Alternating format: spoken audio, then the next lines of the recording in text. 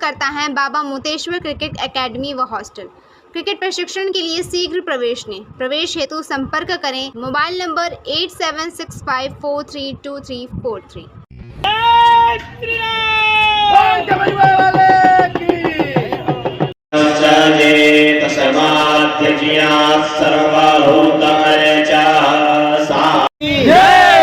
भगवान की जय, जगन्नाथ मां भवानी की जय। नमस्कार, मैं हूं सपना और आप देख रहे हैं पी न्यूज़ भारत।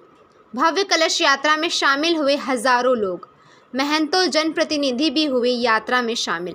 आइए देखते हैं सुनील सिंह व राजेश चौधरी की रिपोर्ट। जनपद उन्नाव के हिलौली विकास खंड अंतर्गत मौराध्वज की नगरी मौरावा में 4 दिन से चल रहे धार्मिक अनुष्ठान के चौथे दिन गाजे बाजे और घोड़ों के साथ धूमधाम से कलश यात्रा निकाली गई। मौरावा नगर वासियों में यात्रा में शामिल होने के लिए गजब का उत्साह दिखाई दे रहा था। सुबह से ही बच्चे और महिलाओं को पीले वस्त्र पहने हुए कार्यक्रम स्थल की ओर जाते देखे गए। सैकड़ों की संख्या में महिलाओं ने पीले वस्त्र धारण कर रखे थे, जिनके सर पर पवित्र जल से भरा हुआ कलश रखा हुआ था। महिलाएं और कन्याओं को देखकर ऐसा लग रहा था कि देवलोक में कार्यक्रम हो रहा है। कलश यात्रा के आगे आगे धर्माचार्यों की टोली रथ पर सवार थी, जिनके साथ रथों के आगे आगे महाकालेश्वर तपोभूमि जुनामगंज लखनऊ से आए 51 ब्रह्मचारी बालक का जत्था आचार्य बद्री, राहुल, पुष्पेंद्र व कौशलेंद्र की अगुवाई में चल रहा था। पीले वस्त्र में 2 दर्जन के करीब घोड़े अपने सवारों के साथ चल रहे थे। इतना ही नहीं, सैकड़ों की संख्या में हाथों में पताका लिए बच्चे नौजवान कतारबद्ध चलते हुए देखे गए। कलश यात्रा के पूर्व श्री महंत स्वामी भास्करानंद सरस्वती, श्री महंत अभिषेक मुनि, श्री महंत नीलकमल दास, श्री महंत राम सेवक दास, श्री महंत रमाकांत दास, महंत कुसुमगिरी व महंत व अखाड़ा के प्रवक्ता धर्मेंद्र दास ने मंत्रोच्चारण कर कलश यात्रा को प्रस्थान कराया। इस कलश यात्रा के संबंध में महंत भास्करानंद सरस्वती से बात की सुनील सिंह ने। मौरावा ऐतिहासिक पौराणिक नगरी में इस समय 5 दिवसीय हो रहे धार्मिक अनुष्ठान में भाग लेने के लिए मैं पहुंचा हुआ हूं। वहां तमाम संत महात्मा धर्माचार्य आए हुए हैं। मैं सर्वप्रथम ऐसे परम श्रद्धेय श्री स्वामी जी के चरणों में चरण पर वंदन करते हुए आशीर्वाद चाहता हूँ। महाराज जी, आप अपना पूर्ण परिचय।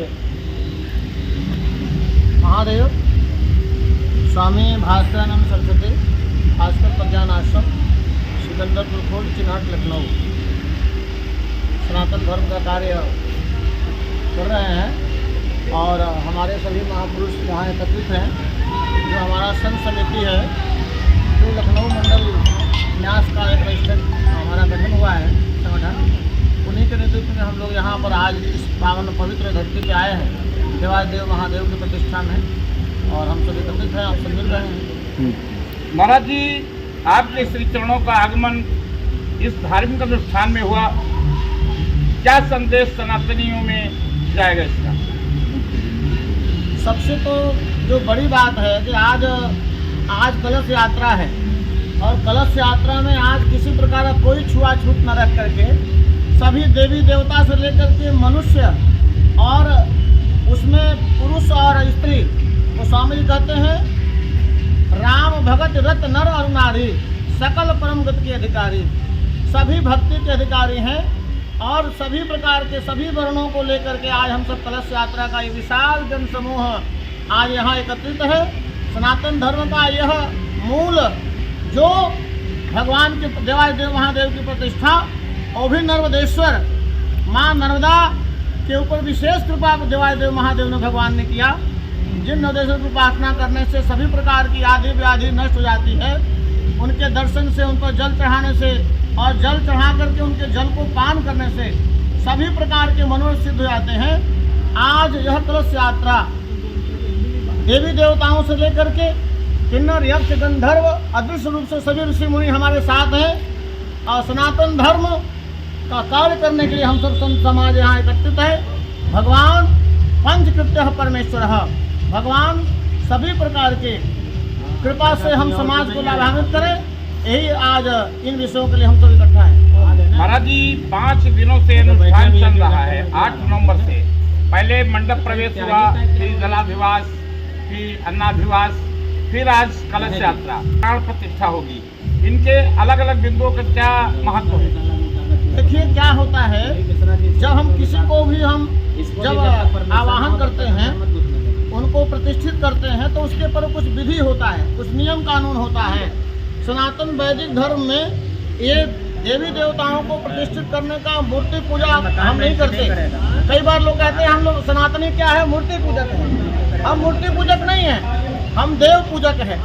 और देव की जब भी प्रतिष्ठा करते हैं उस मूर्ति में, मूर्ति तो केवल दुकान तक है, लेकिन जब उस मूर्ति को हम खरीद करके ले आते हैं अपने यथा स्थान को, तो हम वैदिक मंत्रों से, नियमों के अंतर्गत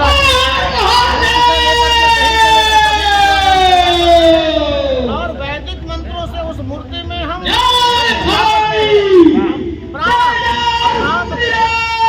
प्राणों की प्रतिष्ठा करके फिर हम देवी देवता की पूजा के योग्य होते हैं। इसलिए हम मूर्ति पूजक नहीं, हम देव पूजक हैं और वैदिक मंत्रों से हम उनकी प्रतिष्ठा करते हैं, और तभी उसमें जागृति चेतना आती है उस देवता की, और फिर उपासक से जो चाहता है वो प्राप्त कर लेता है। लंबी लड़ाई के बाद राम जन्मभूमि में आंदोलन, आपका मंदिर भव्य बनकर तैयार हुआ है। अभी शेष 2 मंदिर हैं, उन शेष 2 मंदिरों को लेकर संत समाज की क्या रूपरेखा? अवधारणा सात्विक है, उस लक्ष्य के लिए हम आगे बढ़ रहे हैं, और वो भी समय दूर नहीं है। हमें अपने हिंदू समाज से हम आज ये आग्रह करते हैं कि समाज एक संगठित हो। जैसे कलश यात्रा को निमित्त बना के हमारा पूरा समाज आज जागृत है, इकट्ठा आया है, उसी प्रकार से सभी विचारों को एक आपस में सम्मिलित होकर के हिंदू समाज जगे और आगे उन दोनों मंत्रियों को क्रमशः हम उसको प्राप्त करें, यही हम सबसे आशा करते हैं और इसी भावना रखते हैं। कलश यात्रा सुगमेश्वर महादेव मंदिर से प्रारंभ हुई, जिसमें आगे अश्व चल रहे थे, उसके पीछे महंतों के रथ, जिसके पीछे 51 बालक, तत्पश्चात सर पर कलश महिलाएं। कलश यात्रा पूर्वा कालूखेड़ा मार्ग होते हुए बाजार, पटकी टोला, नगर मोहल्ला सहित पूरे मोरावा का भ्रमण किया। वनखंडी माता मंदिर व बाबा मोतेश्वर सहित मोरावा के लगभग सभी मंदिरों में जाकर पूजा पाठ करने के पश्चात यात्रा आगे बढ़ती रही। कलश यात्रा के साथ जनप्रतिनिधियों में पूर्व एमएलसी गुड्डू त्रिपाठी, पूर्व असोहा प्रमुख नीतू वाजपेयी, भाजपा के वरिष्ठ नेता राकेश उर्फ उत्तम चंद्र लोधी यात्रा के आगे आगे कार्यकर्ताओं का उत्साहवर्धन करते हुए देखे जा सकते थे। कार्यक्रम में प्रतिदिन उपस्थित दर्ज कराने वाले उत्तम चंद्र लोधी ने इस अनुष्ठान के विषय में बताया। मौरत ध्वज की नगरी में एक आयोजन जो हो रहा है, काफी दिनों से आप न्यूज़ भारत में देख भी रहे हैं और काफी चर्चित भी है। बताते हैं कि मोरावा के इतिहास में जब तक लोगों की याददाश्त है, पहला ऐसा आयोजन है जो इतने भव्य रूप से हो रहा है, और इस आयोजन में अपना सबसे कीमती समय जो है जो रोज दे रहे हैं जनप्रतिनिधियों में से। वैसे तो ये धार्मिक कार्यक्रम है, किसी राजनीतिक दल से इसका कोई भी लेना देना नहीं है, लेकिन एक ऐसे जनप्रतिनिधि हैं जो रोज इस कार्यक्रम में आकर के अपनी उपस्थिति दर्ज करा रहे हैं। वही शख्स हमारे साथ हैं और अपना लगातार समय इस कार्यक्रम में दे रहे हैं। बात करते हैं उनसे कि आखिर इतना व्यस्त होने के बावजूद आप अपना समय निकालते हैं और इस कार्यक्रम के बारे में जानकारी करते हैं। सबसे पहले तो आपका बहुत बहुत स्वागत हमारे चैनल पर।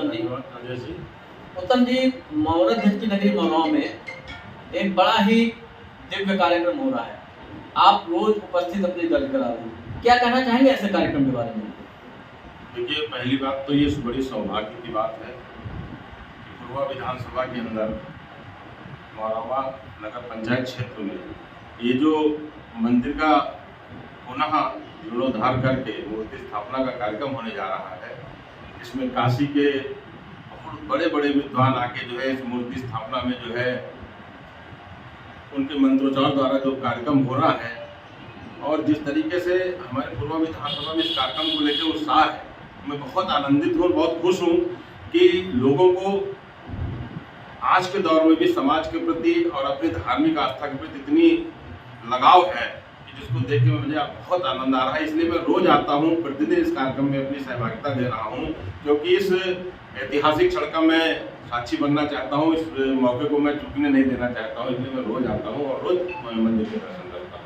ये एक सवाल है कि जब से भाजपा सरकार बनी है तब से एक बताते हैं कि कहीं ना कहीं सनातन धर्म का प्रचार प्रसार हो रहा है, क्या आप इसको धर्म और राजनीति से जोड़ते हैं? देखिए, हमारा भारतवर्ष जब से है तब से मंदिर बनते रहे हैं और ये तो बहुत प्राचीन शिवाला है।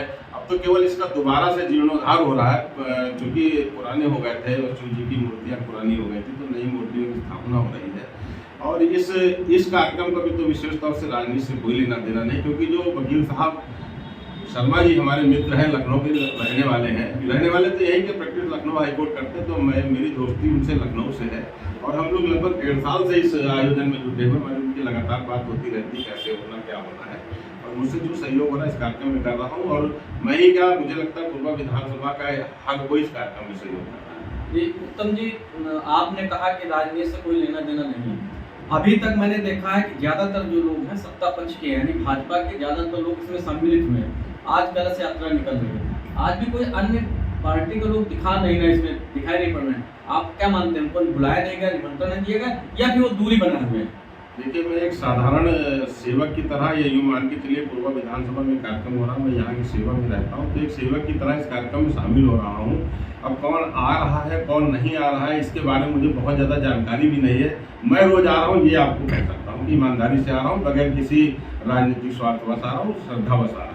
जी, ऐसे कार्यक्रम समाज के लिए कितना हितकर होते हैं, इसके बारे में कुछ जानकारी दीजिए, क्योंकि ऐसे जो आयोजन होते हैं सनातन धर्म हिंदू धर्म के माने जाते हैं भी हिंदू धर्म के, ये समाज के प्रति कितना जागरूक करेंगे, कितना भक्ति बढ़ाएंगे, या फिर क्या संदेश देंगे ऐसे कार्यक्रम? देखिए, निस्संदेह ये कार्यक्रम बहुत ही शानदार है और भक्ति भाव से भरा हुआ है। इसमें मैंने शुरू में आपसे कहा, काशी के विद्वान आके जो है मंत्रोच्चार के द्वारा जो है मूर्ति की स्थापना का कार्यक्रम करा रहे हैं। तो इतना जब शुभ और नेक काम हो रहा है तो इसमें राजनीति का कहीं कोई योग नहीं है, ना कोई जोड़ है। ये सिर्फ सामाजिक कार्यक्रम है और ऐसे कार्यक्रमों से निश्चित जब मंत्रोच्चार हवा में फैलते हैं तो शुद्धिकरण होती है हवा से। हमारे समाज की जो हमारे कानों से मंत्र गुजरते हैं तो हमें कहीं ना कहीं जो है धार्मिक आस्था के प्रेरित करते हैं। और ये मैं बिल्कुल ये ईमानदारी से कहना चाहूँगा कि इससे आने वाली पीढ़ी को बहुत लाभ मिलेगा। हम सब तो लाभान्वित हो ही रहे हैं, लेकिन इसके वीडियो आने वाली पीढ़ी जब देखेंगे, हमारे बच्चे देखेंगे कि मौराओं में इस तरह कार्यक्रम हुआ था, इतना बड़ा आयोजन हुआ था, तो निश्चित उनको भी अच्छा लगेगा कि हमारे पीछे वाले लोगों ने धर्म के लिए अच्छे काम किए। ये एक सवाल आपने कहा राजनीति से प्रेरित नहीं है उत्तम जी, मैं आपको फिर एक इसी कार्यक्रम से संबंधित आपको ले जाऊँगा। इसी कार्यक्रम में प्राण प्रतिष्ठा का कार्यक्रम है, उसमें जो है 12 तारीख को डिप्टी सीएम आ रहे हैं ब्रजेश पाठक जी। राजनीति से प्रेरित नहीं आप बता रहे हैं, डिप्टी सीएम आ रहे हैं, कहाँ छूता रह गया? नहीं, मैं ये नहीं कह रहा हूँ कि राजनीति से प्रेरित है, नहीं। मैंने कहा मैं सेवक होने के नाते इस कार्यक्रम में अपनी उपस्थिति दर्ज करा रहा हूँ। आयोजक किसको बुला रहे हैं किसको नहीं बुला रहे हैं ये आयोजक की इच्छा है, और कौन आना चाह रहा है कौन नहीं आना चाह रहा है वो उसकी अपनी इच्छा है। मेरा जो दायित्व है वो अपनी विधानसभा में कितना बड़ा कार्यक्रम हो रहा है इसमें बढ़ चढ़ के हिस्सा लूँ, तो मैं अपने दायित्व से पीछे नहीं हट सकता। मैं कार्यक्रम में शामिल हूँ। इस कार्यक्रम को कोई भी पार्टी का व्यक्ति करा रहा होता है जी, तो आप अगर मुझे ना भी एक बार बुलाता तब भी मैं एक बार तो जरूर कार्यक्रम में जाता, रोज रोज ना जाता तो एक बार तो जरूर जाता। कितना बड़ा आयोजन हो रहा है विधानसभा में, तो बुलाए नहीं तो क्या हुआ, धर्म काम है, मैं जाना चाहिए। अच्छा उत्तम जी, आखिरी बात, इस कार्यक्रम को लेकर के आप जो जनमानस है, क्योंकि आप बहुत बड़ी हस्ती हैं, न सिर्फ विधानसभा चुनाव लड़ चुके हैं यहाँ से, बल्कि आप अन्य सामाजिक संगठनों में भी आपकी उपस्थित एक बहुत बड़ी उपस्थित मानी जाती है।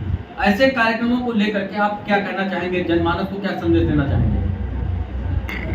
देखिए, जनमानस से मैं यही अनुरोध करना चाहूँगा, अगर कोई भी अच्छा काम हो जिससे समाज को लाभ हो सकता है, जैसे धार्मिक कार्य है, सामाजिक कार्य है, शैक्षिक कार्य है, चिकित्सा पे कार्य है, तो समाज के हर व्यक्ति को, खासतौर से जो लोग समाज सेवा या राजनीति से जुड़े उनको तो बढ़ चढ़ के हिस्सा लेना चाहिए। ये कार्यक्रम जो होते हैं ये राजनीति से हटके होने चाहिए। राजनीति चुनाव तक रहनी चाहिए। राजनीति चुनाव के बाद जो है अपने क्षेत्र के विकास के लिए सभी जनप्रतिनिधियों, चाहे वो प्रधान हो और चाहे यहाँ के विधायक सांसद हो, सबको बड़ी निष्ठा और ईमानदारी से काम करना चाहिए। इसमें कोई भेदभाव नहीं होना चाहिए। बहुत बहुत धन्यवाद। धन्यवाद।